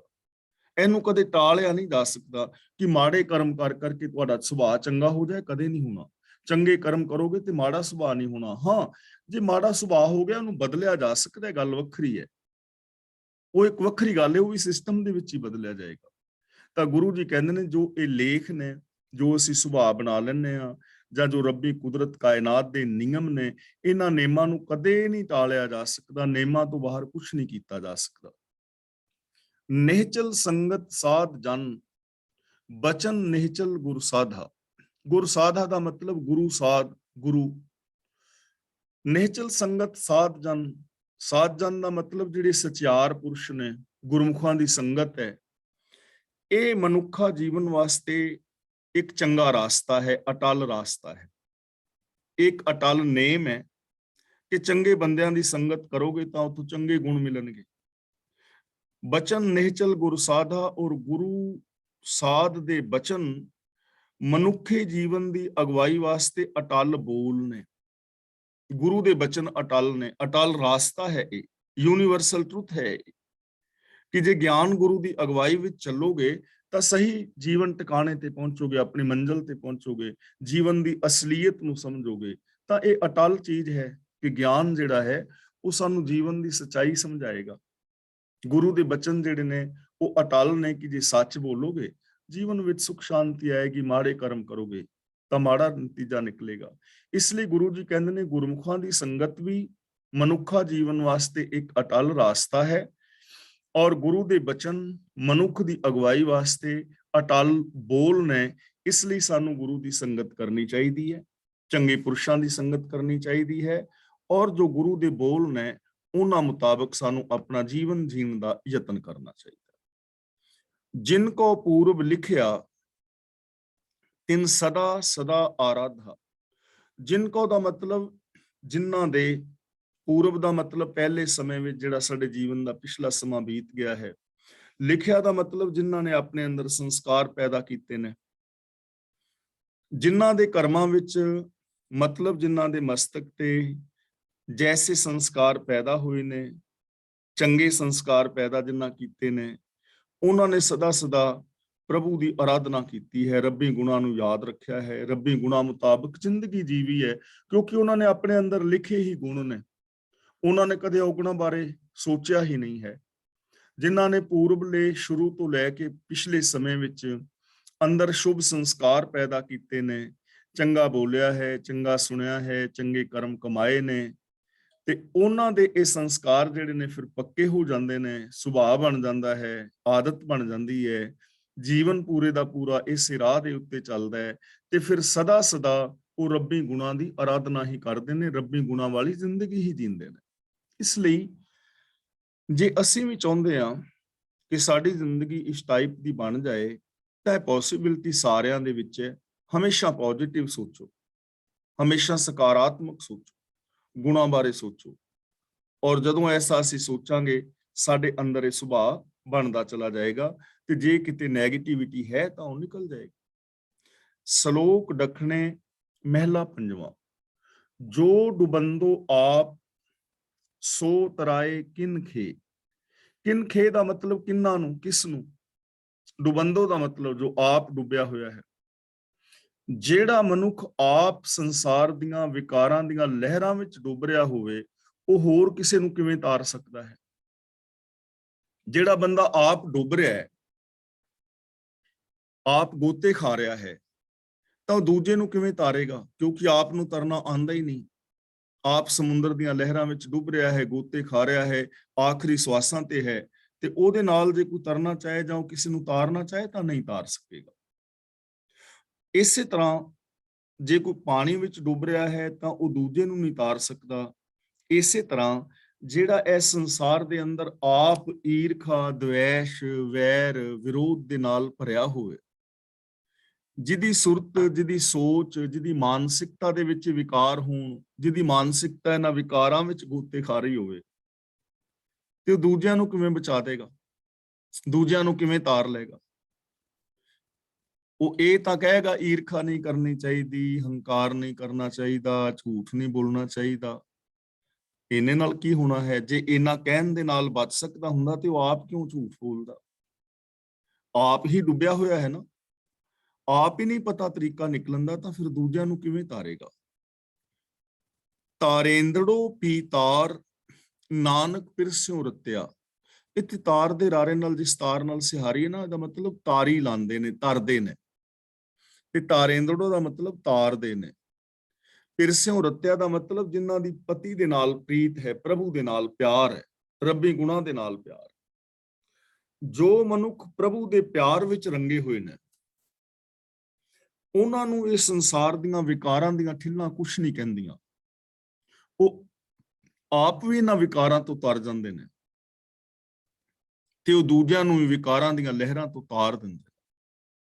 ਜਿਨ੍ਹਾਂ ਦੀ ਪ੍ਰੀਤ ਪ੍ਰਭੂ ਨਾਲ ਹੈ, ਮਤਲਬ ਜਿਨ੍ਹਾਂ ਦਾ ਪਿਆਰ ਰੱਬੀ ਗੁਣਾਂ ਦੇ ਨਾਲ ਹੈ, ਸੱਚ ਨਾਲ, ਦਇਆ ਨਾਲ, ਧਰਮ ਨਾਲ, ਧੀਰਜ ਨਾਲ, ਨਿਰਵੈਰਤਾ, ਨਿਰਭੈਤਾ ਦੇ ਨਾਲ, ਜਿਨ੍ਹਾਂ ਦੀ ਸੋਚ ਦੇ ਅੰਦਰ ਇਹ ਹੈ, ਜੋ ਰੱਬੀ ਰਜਾ ਵਿੱਚ ਤੁਰਨ ਵਾਲੇ ਨੇ, ਉਹ ਤਰ ਰਹੇ ਨੇ। ਮੀਨਸ ਕਿ ਇਸ ਸੰਸਾਰ ਦੇ ਵਿੱਚ ਨਿਰਲੇਪ ਨੇ, ਉਹ ਚੰਗੀ ਜ਼ਿੰਦਗੀ ਜੀ ਰਹੇ ਨੇ।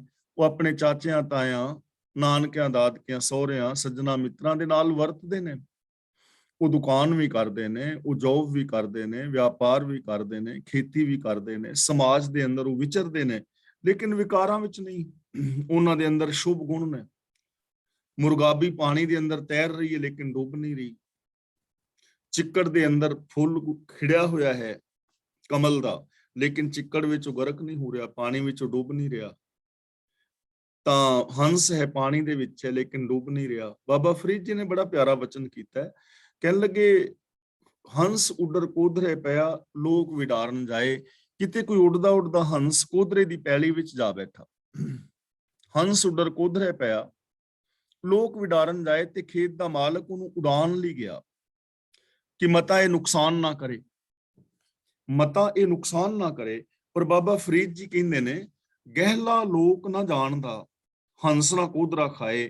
ਪਰ ਇਹ ਭੋਲਾ ਮਾਲਕ ਇਹ ਨਹੀਂ ਸਮਝਦਾ ਕਿ ਹੰਸ ਤਾਂ ਕੋਧਰਾ ਖਾਂਦਾ ਹੀ ਨਹੀਂ ਹੈ, ਹੰਸ ਦੀ ਖੁਰਾਕ ਹੀ ਨਹੀਂ ਹੈ ਕੋਧਰਾ, ਇਸ ਲਈ ਉਹ ਖੇਤ ਦਾ ਨੁਕਸਾਨ ਕਰੇਗਾ ਹੀ ਨਹੀਂ, ਕਿਉਂਕਿ ਉਹਦੀ ਖੁਰਾਕ ਨਹੀਂ ਹੈ ਨਾ। ਇਸੇ ਤਰ੍ਹਾਂ ਹੰਸ ਜੇ ਕੋਧਰੇ ਦੀ ਪੈਲੀ ਵਿੱਚ ਜਾ ਬੈਠਾ ਹੈ ਤਾਂ ਉਹਦੇ ਨਾਲ ਉਹਨੇ ਕੋਈ ਉਹਦਾ ਨੁਕਸਾਨ ਨਹੀਂ ਕਰਨਾ, ਪਲ ਦੋ ਪਲ ਬਹਿਣਾ ਹੈ, ਭੁਲੇਖੇ ਨਾਲ ਆ ਬੈਠਾ ਹੈ, ਉਹਨੇ ਉੱਡ ਕੇ ਚਲੇ ਜਾਣਾ ਹੈ, ਕੋਧਰੇ ਦਾ ਨੁਕਸਾਨ ਨਹੀਂ ਕਰੇਗਾ ਕਿਉਂਕਿ ਉਹਦੀ ਖੁਰਾਕ ਨਹੀਂ ਹੈ। ਇਸੇ ਤਰ੍ਹਾਂ ਜਿਹੜੇ ਰੱਬ ਦੇ ਪਿਆਰੇ ਨੇ, ਉਹ ਇਸ ਸੰਸਾਰ ਦੇ ਅੰਦਰ ਵਿਚਰਦੇ ਨੇ। ਲੋਕਾਂ ਨੂੰ ਪ੍ਰਤੀਤ ਹੁੰਦਾ ਹੈ ਕਿ ਸ਼ਾਇਦ ਇਹ ਵੀ ਸੰਸਾਰੀ ਮਨੁੱਖਾਂ ਵਰਗੇ ਨੇ, ਪਰ ਉਹ ਉਸੇ ਨਹੀਂ ਹੁੰਦੇ। ਉਹਨਾਂ ਦੀ ਖੁਰਾਕ ਜਿਹੜੀ ਹੈ ਸੱਚ, ਧਰਮ, ਦਇਆ ਆਦਿਕ ਹੁੰਦੀ ਹੈ। ਤਾਂ ਗੁਰੂ ਜੀ ਕਹਿੰਦੇ ਨੇ, ਜੋ ਇਸ ਸੰਸਾਰ ਦੇ ਅੰਦਰ ਪ੍ਰਭੂ ਦੇ ਗੁਣਾਂ ਦੇ ਨਾਲ ਪਿਆਰ ਪਾਉਂਦਾ ਹੈ, ਉਹ ਆਪ ਵੀ ਵਿਕਾਰਾਂ ਤੋਂ ਬਚਦਾ ਹੈ, ਔਰ ਉਹ ਬੰਦਾ ਦੂਜਿਆਂ ਨੂੰ ਤਾਰ ਸਕਦਾ ਹੈ। ਜੋ ਆਪ ਡੁੱਬੇ ਹੋਏ ਨੇ, ਉਹ ਦੂਜਿਆਂ ਨੂੰ ਤਾਰ ਨਹੀਂ ਪਾਣਗੇ। ਮਹਿਲਾ ਪੰਜਵਾਂ। ਜਿੱਥੇ ਕੋਈ ਕਥਨ ਨਾਉ ਸੁਣੰਦੋ ਮਾਂ ਪਿਰੀ। ਇਹਨੂੰ ਮਾਂ ਪਿਰੀ ਨਹੀਂ ਪੜਨਾ। ਜੇ ਮਾਂ ਪੜਾਂਗੇ ਤੇ ਮਾਂ ਬਣ ਜਾਏਗੀ ਮਾਤਾ। ਇੱਥੇ ਮਾਂ ਦਾ ਮਤਲਬ ਹੈ ਮੇਰਾ, ਮਾਂ ਪਿਰੀ, ਮੇਰੇ ਪੀਰ ਦਾ। ਜਿੱਥੇ ਦਾ ਮਤਲਬ ਜਿੱਥੇ ਕਿਤੇ ਸੰਗਤ ਵਿੱਚ, ਕਥਨ ਦਾ ਮਤਲਬ ਕਥਦੇ ਨੇ, ਮਤਲਬ ਬੋਲਦੇ ਨੇ, ਉਚਾਰਦੇ ਨੇ। ਨਾਉ ਦਾ ਮਤਲਬ ਪ੍ਰਭੂ ਦੇ ਗੁਣ, ਸੁਣੰਦੋ ਦਾ ਮਤਲਬ ਸੁਣਦੇ ਨੇ। ਜਿੱਥੇ ਕੋਈ ਕਥਨ ਨਾਉ ਸੁਣੰਦੋ ਮਾਹ ਪਿਰੀ, ਜਿਸ ਥਾਂ ਤੇ ਵੀ ਕੋਈ ਗੁਰਮੁਖ ਪਿਆਰੇ ਮੇਰੇ ਪ੍ਰਭੂ ਦੀ ਸਿਫਤ ਸਲਾਹ ਕਰਦੇ ਨੇ ਔਰ ਸੁਣਦੇ ਨੇ। ਮੂੰਹ ਜੁਲਾਉ ਤਤ ਨਾਨਕ ਪਿਰੀ ਪਸੰਦੋ ਹਰਿਓ ਥਿਓਸ। ਮੂੰਹ ਦਾ ਮਤਲਬ ਮੈਂ, ਜੁਲਾਉ ਦਾ ਮਤਲਬ ਜਾਵਾਂ, ਤਤ ਦਾ ਮਤਲਬ ਉੱਥੇ, ਪਿਰੀ ਪਸੰਦੋ ਦਾ ਮਤਲਬ ਪਿਆਰੇ ਪ੍ਰਭੂ ਨੂੰ ਵੇਖ ਕੇ, ਥਿਓਸ ਦਾ ਮਤਲਬ ਹੋ ਜਾਈਦਾ। ਤਾਂ ਗੁਰੂ ਜੀ ਕਹਿੰਦੇ ਨੇ ਮੈਂ ਉੱਥੇ ਜਾਵਾਂ, ਕਿੱਥੇ? ਜਿੱਥੇ ਕੋਈ ਕਥਨ ਨਾਉ ਸੁਣੰਦੋ ਮਾਹ ਪਿਰੀ, ਜਿੱਥੇ ਵੀ ਕਿਤੇ ਕੋਈ ਮੇਰੇ ਪਿਆਰੇ ਦੀ ਸਿਫਤ ਸਲਾਹ ਕਰਦਾ ਹੈ ਔਰ ਸੁਣਦਾ ਹੈ, ਮੈਂ ਵੀ ਉੱਥੇ ਜਾਵਾਂ। ਕਿਉਂ? ਕਿ ਉੱਥੇ ਜਾ ਕੇ ਮੈਂ ਪਿਆਰੇ ਦੇ ਗੁਣ ਸੁਣਾਂਗਾ, ਕਥਨ ਕਰਾਂਗਾ ਔਰ ਪਿਆਰੇ ਨੂੰ ਵੇਖਾਂਗਾ, ਤਾਂ ਮੇਰਾ ਜੀਵਨ ਹਰਾ ਭਰਾ ਹੋ ਜਾਏਗਾ, ਮੇਰਾ ਜੀਵਨ ਮੌਲ ਜਾਏਗਾ, ਮੇਰੇ ਅੰਦਰ ਖੁਸ਼ੀਆਂ, ਖੇੜੇ, ਆਨੰਦ, ਪ੍ਰਸੰਨਤਾ ਆ ਜਾਣਗੇ, ਮੇਰੇ ਅੰਦਰ ਵੀ ਸ਼ੁਭ ਗੁਣ ਆ ਜਾਣਗੇ, ਜਿੱਥੇ ਮੇਰੇ ਪਿਆਰੇ ਦੀਆਂ ਗੱਲਾਂ ਹੁੰਦੀਆਂ ਨੇ। ਤਾਂ ਅਸੀਂ ਸਤਸੰਗ ਵਿੱਚ ਜਾਣਾ ਹੈ, ਉਹਨਾਂ ਲੋਕਾਂ ਦੀ ਸੰਗਤ ਕਰਨੀ ਹੈ ਜਿਨ੍ਹਾਂ ਲੋਕਾਂ ਦੇ ਅੰਦਰ ਸਤ, ਸੰਤੋਖ, ਦਇਆ, ਧਰਮ, ਧੀਰਜ ਆਦਿਕ ਹੈ। ਜਿੱਥੇ ਸਤ, ਸੰਤੋਖ, ਦਇਆ, ਧਰਮ ਦੀਆਂ ਗੱਲਾਂ ਕੀਤੀਆਂ ਔਰ ਸੁਣੀਆਂ ਜਾਂਦੀਆਂ ਨੇ, ਜਿੱਥੇ ਇਨਸਾਨੀਅਤ ਦੀਆਂ ਗੱਲਾਂ ਕੀਤੀਆਂ ਔਰ ਸੁਣੀਆਂ ਜਾਂਦੀਆਂ ਨੇ, ਮੈਂ ਵੀ ਉੱਥੇ ਜਾਵਾਂ। ਉੱਥੇ ਮੈਨੂੰ ਪਿਆਰੇ ਦੇ ਦੀਦਾਰ ਹੋਣ, ਮੈਂ ਰੱਬੀ ਗੁਣਾਂ ਦੇ ਨਾਲ ਜੁੜਾਂ ਔਰ ਮੇਰਾ ਆਤਮਿਕ ਜੀਵਨ ਹਰਾ ਭਰਾ ਹੋ ਜਾਏ। ਮਹਿਲਾ ਪੰਜਵਾਂ। ਮੇਰੀ ਮੇਰੀ ਕਿਆ ਕਰਹਿ ਪੁੱਤਰ ਕਲਤਰ ਸਨੇਹ। ਇਹਨੂੰ ਪੁੱਤਰ ਕਲਤਰ ਨਹੀਂ ਪੜਨਾ, ਅੱਧਾ ਰਾਰਾ ਹੈ, ਅੱਧਾ ਰਾਰੇ ਦਾ ਉਚਾਰਨ ਕਰਨਾ ਹੈ, ਪੁੱਤਰ ਕਲਤਰ। ਮੇਰੀ ਮੇਰੀ ਕਿਆ ਕਰਹਿ ਪੁੱਤਰ ਕਲਤਰ ਸਨੇਹ। ਕਲਤਰ ਦਾ ਮਤਲਬ ਇਸਤਰੀ, ਪਤਨੀ। ਸਨੇਹ ਦਾ ਮਤਲਬ ਇੱਥੇ ਹੈ ਮੋਹ। ਇੱਥੇ ਸਨੇਹ ਦਾ ਮਤਲਬ ਪਿਆਰ ਨਹੀਂ ਹੈ, ਇੱਥੇ ਸਨੇਹ ਦਾ ਮਤਲਬ ਹੈ ਮੋਹ। ਮੋਹ ਦੇ ਵਿੱਚ ਫਸ ਕੇ ਤੂੰ ਕਿਉਂ ਇਹ ਆਖੀ ਜਾ ਰਿਹਾ ਹੈ ਕਿ ਮੇਰੀ ਇਸਤਰੀ ਹੈ, ਮੇਰਾ ਪੁੱਤਰ ਹੈ? ਮਤਲਬ ਕਿ ਆਪਣੇ ਪਰਿਵਾਰ ਦੇ ਮੋਹ ਵਿੱਚ ਨਾ ਫਸ। ਇਹ ਚੀਜ਼ ਸਮਝਣ ਵਾਲੀ ਹੈ। ਪਰਿਵਾਰ ਦੇ ਨਾਲ ਪਿਆਰ ਕਰਨਾ ਵੱਖਰੀ ਗੱਲ ਹੈ ਤੇ ਮੋਹ ਕਰਨਾ ਵੱਖਰੀ ਗੱਲ ਹੈ। ਪਿਆਰ ਜਿੱਥੇ ਹੈ ਉੱਥੇ ਫਰਜ਼ ਪੂਰੇ ਹੋਣਗੇ ਸੱਚ ਨੂੰ ਆਧਾਰ ਬਣਾ ਕੇ, ਪਰ ਜਿੱਥੇ ਮੋਹ ਹੋਏਗਾ ਨਾ, ਉੱਥੇ ਬੰਦਾ ਦੂਜਿਆਂ ਦੇ ਪਰਿਵਾਰਾਂ ਨੂੰ ਗਰਕ ਕਰਕੇ ਆਪਣੇ ਪਰਿਵਾਰਾਂ ਨੂੰ ਵਸਾਉਣ ਦੀ ਸੋਚੇਗਾ। ਜਿੱਥੇ ਮੋਹ ਪ੍ਰਬਲ ਹੋਏਗਾ, ਉਹ ਬੰਦਾ ਦੂਜਿਆਂ ਨੂੰ ਦੁੱਖ ਦੇ ਕੇ ਆਪਣੇ ਲਈ ਸੁੱਖ ਭਾਲੇਗਾ। ਮੋਹ ਦੇ ਅੰਦਰ, ਸਵਾਰਥ ਦੇ ਅੰਦਰ ਫਸਿਆ ਬੰਦਾ ਦੂਜਿਆਂ ਦੇ ਰਾਹਾਂ ਵਿੱਚ ਕੰਡੇ ਬੀਜ ਕੇ ਆਪਣੇ ਵਾਸਤੇ ਫੁੱਲ ਉਗਾਏਗਾ। ਮੋਹ ਦੇ ਅੰਦਰ ਫਸਿਆ ਬੰਦਾ ਦੂਜਿਆਂ ਦੀ ਬਰਬਾਦੀ ਵਿੱਚੋਂ ਆਪਣੀ ਆਬਾਦੀ ਪਾਲਣ ਦਾ ਯਤਨ ਕਰੇਗਾ। ਇਸ ਲਈ ਗੁਰੂ ਜੀ ਕਹਿੰਦੇ ਨੇ ਕਿ ਪੁੱਤਰ ਔਰ ਇਸਤਰੀ ਆਦਿਕ ਦੇ ਮੋਹ ਵਿੱਚ ਫਸ ਕੇ ਮੇਰੀ ਮੇਰੀ ਨਾ ਕਰ, ਭਾਵ ਪ੍ਰਭੂ ਦੇ ਨਾਲੋਂ ਦੂਰੀ ਨਾ ਬਣਾ, ਅਹੰਕਾਰੀ ਨਾ ਹੋ। ਕਿਉਂ? ਨਾਨਕ ਨਾਮ ਵਿਹੂਣੀਆਂ ਨਿਮੁਨਿਆਦੀ ਦੇਹ। ਨਿਮੁਨਿਆਦੀ ਦਾ ਮਤਲਬ ਬੇਬੁਨਿਆਦ, ਜਿਹਦੀ ਕੋਈ ਬੁਨਿਆਦ ਨਹੀਂ ਹੈ, ਜਿਹਦੀ ਕੋਈ ਪਾਇਆ ਨਹੀਂ, ਯਾਨੀ ਬੇਕਾਰ ਜਾਣ ਵਾਲੀ। ਦੇਹ ਦਾ ਮਤਲਬ ਕਾਇਆ। ਨਾਮ ਵਿਹੂਣੀਆਂ ਦਾ ਮਤਲਬ ਗੁਣਾਂ ਤੋਂ ਸਖਣੀ। ਜਿਸ ਸਰੀਰ ਦੇ ਅੰਦਰ, ਜਿਸ ਜੀਵਨ ਦੇ ਅੰਦਰ ਰੱਬੀ ਗੁਣ ਨਹੀਂ ਹਨ, ਰੱਬੀ ਗੁਣਾਂ ਤੋਂ ਸਖਣਾ ਰਹਿ ਕੇ ਇਹ ਸਰੀਰ ਜਿਹਦੀ ਪਾਇਆ ਕੋਈ ਨਹੀਂ, ਇਹ ਵਿਅਰਥ ਚਲਾ ਜਾਏਗਾ। ਤਾਂ ਮੇਰੀ ਮੇਰੀ ਕਰਕੇ ਆਪਣੀ ਜ਼ਿੰਦਗੀ ਨੂੰ ਵਿਅਰਥ ਕਿਉਂ ਗਵਾਉਣਾ? ਜਿੰਨਾ ਚਿਰ ਜੀਵਨ ਮਿਲਿਆ ਹੈ, ਅਸੀਂ ਜ਼ਿੰਦਗੀ ਤਾਂ ਜੀਣੀ ਹੀ ਜੀਣੀ ਹੈ, ਤਾਂ ਫਿਰ ਕਿਉਂ ਨਾ ਪਿਆਰ ਦੇ ਨਾਲ ਜੀ ਲਈ ਜਾਏ। ਜੀਵਨ ਜੀਣਾ ਹੀ ਤਾਂ ਕਿਉਂ ਨਾ ਸੱਚ ਬੋਲ ਲਿਆ ਜਾਏ। ਜਦੋਂ ਇੱਕ ਦੂਜੇ ਦੇ ਨਾਲ ਮਿਲਣਾ ਵਰਤਣਾ ਹੈ ਤਾਂ ਕਿਉਂ ਨਾ ਇਮਾਨਦਾਰੀ ਦੇ ਨਾਲ ਵਰਤਿਆ ਜਾਏ। ਜਦੋਂ ਕੰਮ ਕਰਨੇ ਹੀ ਨੇ ਤਾਂ ਕਿਉਂ ਨਾ ਸੱਚ ਨੂੰ ਆਧਾਰ ਬਣਾ ਕੇ ਕੀਤਾ ਜਾਏ। ਤਾਂ ਗੁਰੂ ਜੀ ਕਹਿੰਦੇ ਨੇ, ਜੇਕਰ ਜ਼ਿੰਦਗੀ ਦੇ ਅੰਦਰ ਸ਼ੁਭ ਗੁਣ ਨਹੀਂ ਹਨ, ਸਿਰਫ ਪਰਿਵਾਰਕ ਮੋਹ ਦੇ ਅੰਦਰ ਫਸਿਆ ਹੋਇਆ ਠੱਗੀਆਂ ਠੋਰੀਆਂ ਮਾਰ ਰਿਹਾ ਹੈ, ਤਾਂ ਤੇਰਾ ਇਹ ਜੀਵਨ ਬੇਕਾਰ ਚਲਾ ਜਾਏਗਾ। ਤੇਰੇ ਇਸ ਜੀਵਨ ਤੋਂ ਕਿਸੇ ਨੂੰ ਕੋਈ ਲਾਭ ਨਹੀਂ ਹੋਏਗਾ। ਪੌੜੀ। ਨੈਣੀ ਦੇਖੋ ਗੁਰਦਰਸ਼ਨੋ ਗੁਰ ਚਰਣੀ ਮੱਥਾ। ਇੱਥੇ ਦੇਖੋ ਨਹੀਂ ਪੜਨਾ, ਦੇਖੋ ਬਿੰਦੀ ਲਗਾ ਕੇ ਮੈਂ ਵੇਖਾਂ। ਨੈਣੀ ਦਾ ਮਤਲਬ ਅੱਖਾਂ ਨਾਲ। ਨੈਣੀ ਦੇਖੋ ਗੁਰ ਦਰਸ਼ਨੋ ਗੁਰ ਚਰਣੀ ਮੱਥਾ। ਮੈਂ ਅੱਖਾਂ ਦੇ ਨਾਲ ਗੁਰੂ ਦਾ ਦਰਸ਼ਨ ਕਰਾਂ। ਔਰ ਆਪਣਾ ਮੱਥਾ ਮੈਂ ਗੁਰੂ ਦੇ ਚਰਨਾਂ ਵਿੱਚ ਧਰਦਾ ਹਾਂ। ਹੁਣ ਦੇਖੋ, ਅੱਖਾਂ ਦੇ ਨਾਲ ਗੁਰੂ ਦੇ ਦਰਸ਼ਨ ਕਰਨੇ, ਇੱਕ ਤਾਂ ਬਾਣੀ ਪੜ੍ਹਨਾ ਸੁਣਨਾ ਹੈ, ਇਹ ਤਾਂ ਹੈ ਹੀ ਹੈ, ਇਹਦੇ ਵਿੱਚ ਕੋਈ ਦੋ ਰਾਏ ਨਹੀਂ ਹੈ। ਦੂਜੀ ਗੱਲ ਇਹ ਹੈ ਕਿ ਇਹਨਾਂ ਅੱਖਾਂ ਨੂੰ ਉਵੇਂ ਵਰਤਣਾ ਜਿਵੇਂ ਗੁਰੂ ਜੀ ਕਹਿੰਦੇ ਨੇ। ਗੁਰੂ ਦੇ ਗਿਆਨ ਮੁਤਾਬਕ ਇਹਨਾਂ ਅੱਖਾਂ ਦੀ ਵਰਤੋਂ ਕਰਨੀ। ਸਭ ਮੈਂ ਜੋਤ ਜੋਤ ਹੈ ਸੋਏ, ਹਰ ਇੱਕ ਦੇ ਨਾਲ ਰੱਬ ਵਰਗਾ ਪਿਆਰ ਵਿਹਾਰ, ਔਰ ਹਰ ਧੀ ਭੈਣ ਨੂੰ ਆਪਣੀ ਧੀ ਭੈਣ ਕਰਕੇ ਜਾਣਨਾ। ਵੇਖ ਪਰਾਈਆਂ ਚੰਗੀਆਂ, ਮਾਵਾਂ ਧੀਆਂ ਭੈਣਾਂ ਜਾਣੇ। ਤਾਂ ਮੈਂ ਗੁਰੂ ਦੇ ਦਰਸ਼ਨ ਕਰਾਂ, ਗੁਰੂ ਦਰਸਾਏ ਰਾਹਾਂ ਤੇ ਚੱਲਾਂ। ਇਸ ਲਈ ਅਸੀਂ ਪਾਵਨ ਬਾਣੀ ਨੂੰ ਆਪ ਪੜ੍ਹਨਾ ਸੁਣਨਾ ਵਿਚਾਰਨਾ, ਔਰ ਇਹਨਾਂ ਅੱਖਾਂ ਦੇ ਨਾਲ ਉਹ ਕੁਛ ਵੇਖਣਾ ਹੈ ਜੋ ਵੇਖਣ ਦੀ ਹਿਦਾਇਤ ਸਾਨੂੰ ਗੁਰੂ ਜੀ ਕਰਦੇ ਨੇ। ਸਾਡੀ ਦ੍ਰਿਸ਼ਟੀ ਉਸ ਤਰ੍ਹਾਂ ਦੀ ਹੋਣੀ ਚਾਹੀਦੀ ਹੈ। ਗੁਰਚਰਨੀ ਮੱਥਾ, ਮੈਂ ਆਪਣੇ ਮੱਥਾ ਜਿਹੜਾ ਹੈ ਗੁਰੂ ਦੇ ਚਰਨਾਂ ਤੇ ਰੱਖਾਂ। ਹੁਣ ਗੁਰੂ ਦੇ ਚਰਨਾਂ ਤੇ ਮੱਥਾ ਰੱਖਣ ਦਾ ਮਤਲਬ ਇਹ ਨਹੀਂ ਕਿ ਮੱਥਾ ਟੇਕ ਕੇ ਆ ਜਾਵਾਂ। ਮੱਥਾ ਰੱਖਣ ਦਾ ਮਤਲਬ ਹੈ ਕਿ ਮੈਂ ਗੁਰੂ ਦੇ ਚਰਨਾਂ ਵਿੱਚ ਆਪਣੀ ਮੱਤ ਰੱਖ ਦਿਆਂ, ਆਪਣੀ ਮੱਤ ਮੈਂ ਤਿਆਗ ਦਿਆਂ, ਔਰ ਗੁਰੂ ਦੀ ਮੱਤ ਦਾ ਧਾਰਨੀ ਹੋ ਜਾਵਾਂ। ਗੁਰੂ ਦੇ ਚਰਨਾਂ ਵਿੱਚ ਮੱਥਾ ਟੇਕਣ ਦਾ ਮਤਲਬ ਇਹ ਹੈ ਕਿ ਅਸੀਂ ਪ੍ਰੋਮਿਸ ਕਰਦੇ ਹਾਂ ਕਿ ਹੇ ਗੁਰਦੇਵ, ਆਪ ਦੀ ਪਾਵਨ ਬਾਣੀ ਨੂੰ ਮੈਂ ਸਿਰ ਮੱਥੇ ਮੰਨਾਂਗਾ, ਆਪ ਦੀ ਆਗਿਆ ਨੂੰ ਮੈਂ ਸਿਰ ਮੱਥੇ ਮੰਨਾਂਗਾ। ਤਾਂ ਮੈਂ ਗੁਰੂ ਦੀ ਆਗਿਆ ਨੂੰ ਸਿਰ ਮੱਥੇ ਮੰਨਾਂ, ਮੇਰਾ ਸ਼ੀਸ਼ ਗੁਰੂ ਦੇ ਚਰਨਾਂ ਵਿੱਚ ਝੁਕੇ, ਐਵੇਂ ਮੜੀਆਂ ਕਬਰਾਂ, ਦੇਵੀਆਂ ਦੇਵਤਿਆਂ ਔਰ ਬਾਬਿਆਂ ਕੋਲ ਨਾ ਝੁਕਦਾ ਫਿਰੇ। ਗੁਰੂ ਦੇ ਚਰਨਾਂ ਤੇ ਪੈਰੀ ਮਾਰਗ ਗੁਰ ਚੱਲਦਾ, ਅੱਖਾਂ ਫੇਰੀ ਹੱਥਾਂ। ਪੈਰਾਂ ਨਾਲ ਮੈਂ ਗੁਰੂ ਦੇ ਰਾਸਤੇ ਤੇ ਤੁਰਦਾ ਹਾਂ, ਯਾਨੀ ਗੁਰੂ ਜਿੱਧਰ ਕਹਿੰਦਾ ਹੈ ਉਧਰ ਜਾਂਦਾ ਹਾਂ। ਭਲੇ ਮਾਰਗ ਤੇ ਚਰਨ ਚਲੋ, ਮਾਰਗ ਗੋਬਿੰਦ। ਪੈਰਾਂ ਨਾਲ ਚੱਲ ਕੇ ਸ਼ਰਾਬ ਦੇ ਠੇਕਿਆਂ ਵੱਲ, ਵਿਵਚਾਰ ਦੇ ਅੱਡਿਆਂ ਵੱਲ, ਮਨਮਤਾਂ ਵੱਲ ਜਾਣਾ, ਇਹ ਕਦੇ ਵੀ ਠੀਕ ਨਹੀਂ ਹੈ। ਪੈਰੀ ਮਾਰਗ ਗੁਰ ਚੱਲਦਾ ਦਾ ਮਤਲਬ ਗੁਰੂ ਦਰਸਾਏ ਰਾਹਾਂ ਤੇ ਮੈਂ ਤੁਰਾਂ, ਭਲੇ ਪਾਸੇ ਜਾਵਾਂ। ਪੱਖਾ ਫੇਰੀ ਹੱਥਾਂ, ਤੇ ਮੈਂ ਹੱਥਾਂ ਦੇ ਨਾਲ ਗੁਰੂ ਸੰਗਤ ਨੂੰ ਪੱਖਾ ਚੱਲਾਂ, ਮਤਲਬ ਮੈਂ ਸੰਗਤ ਦੀ ਸੇਵਾ ਕਰਾਂ, ਭਲੇ ਪੁਰਸ਼ਾਂ ਦੀ ਸੇਵਾ ਕਰਾਂ, ਮੈਂ ਕਿਸੇ ਦਾ ਸਹਿਯੋਗ ਕਰਾਂ। ਅਕਾਲ ਮੂਰਤ ਹਿਰਦੈ ਧਿਆਇਂਦਾ, ਦਿਨ ਰੈਨ ਜਪੰਥਾ।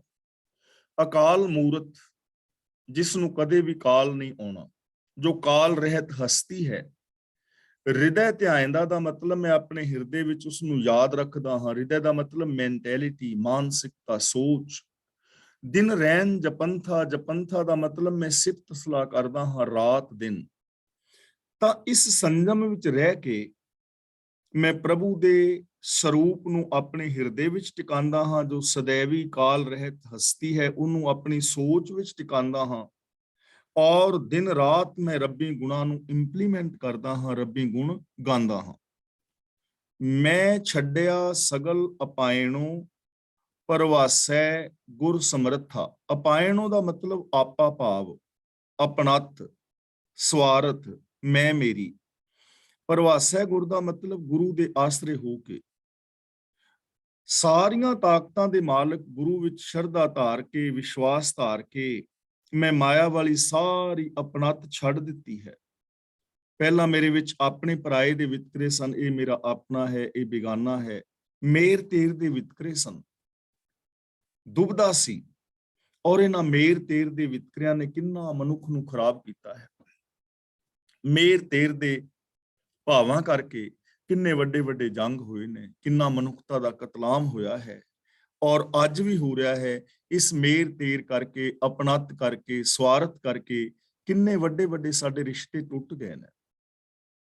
ਭਰਾਵਾਂ ਤੋਂ ਭਰਾ ਦੂਰ ਹੋ ਗਏ, ਭੈਣਾਂ ਤੋਂ ਭੈਣਾਂ ਦੂਰ ਹੋ ਗਈਆਂ, ਪਤੀ ਪਤਨੀ ਦੂਰ ਹੋ ਗਏ, ਰਿਸ਼ਤੇ ਨਾਤੇ ਟੁੱਟ ਗਏ, ਪਰਿਵਾਰ ਬਿਖਰ ਗਏ, ਬੱਚੇ ਮਾਪਿਆਂ ਤੋਂ, ਮਾਪੇ ਬੱਚਿਆਂ ਤੋਂ ਦੂਰ ਹੋ ਗਏ, ਆਪਣਤ ਕਰਕੇ, ਸਵਾਰਥ ਕਰਕੇ, ਥੋੜੀ ਈਗੋ ਕਰਕੇ। ਤੇ ਜੇ ਇਹਨਾਂ ਨੂੰ ਛੱਡ ਦਿੱਤਾ ਜਾਏ ਤਾਂ ਸਾਡਾ ਜੀਵਨ ਸਹੀ ਲਾਈਨ ਤੇ ਆ ਸਕਦਾ ਹੈ।